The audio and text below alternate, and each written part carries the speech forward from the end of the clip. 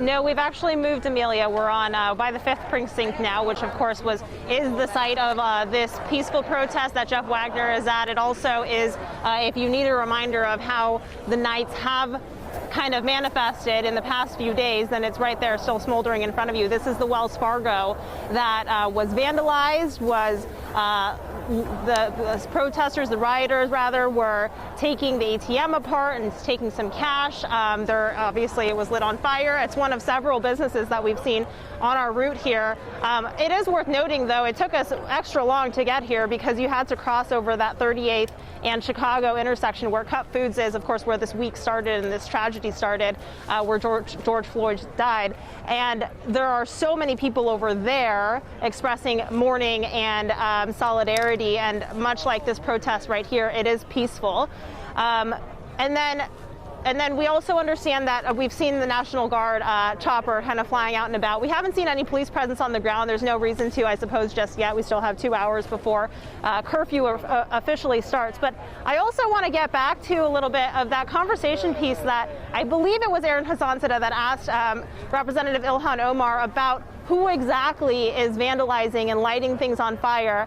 And I'm bringing it up because I've been asked by several people here to just kind of explore that idea. They don't believe, the people out here don't seem to believe that it is this movement that is lighting things up. And I know Governor Walz, and most recently the press conference that we heard earlier from Chief Arredondo, talking about how they are using certain interrogation tactics. They're looking at arrest history of the people that they do have booked in to Hennepin County or Ramsey County, of course, as well, and getting a sense of where there are themes of where these individuals are from.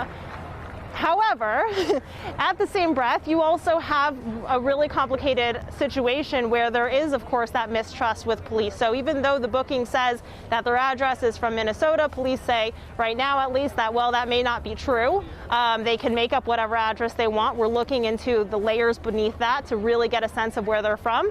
And then I don't know that we would really know the answer to that, but one thing that a lot of people around here are saying, at least, is, of course, if you are part of this community, you feel like you're attacked in the sense that if you are not personally acting violently, then you feel like you are attacked and being judged as such.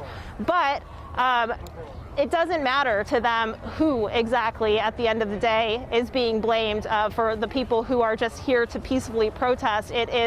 The fact is that if you want to go and peacefully protest, what they are saying is leave by 8. You know, that is the message that so many people around us are saying is we need to go home 8 p.m. Anybody after that, we're assuming that they're causing trouble. That was essentially what State Senator Jeff Hayden was saying, and of course Representative Ilhan Omar saying that. Do you need to move out of there, Christiane? Do you need to get out of there? Nope, we're good. We're good. You're good? We're good. Okay. I hear you. Yep. Okay.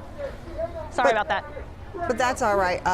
Yep. So essentially, that is what they were saying too. You know what? Why don't we let you move out of there? You and your photographer feeling a little unsafe there. Yep. Okay. All right. And we'll come back to you. Don't want you to hear something you don't want to hear.